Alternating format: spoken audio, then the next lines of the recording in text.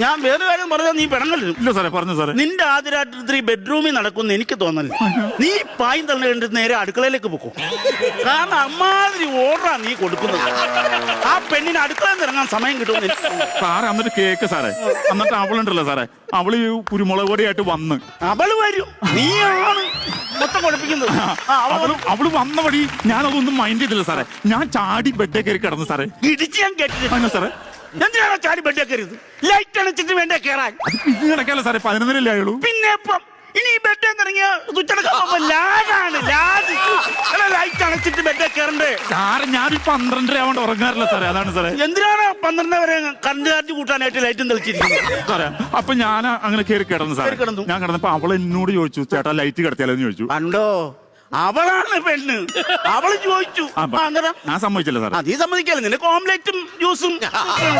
അങ്ങനെ അവള് ചോദിച്ചു. സാറേ പെട്ടെന്ന്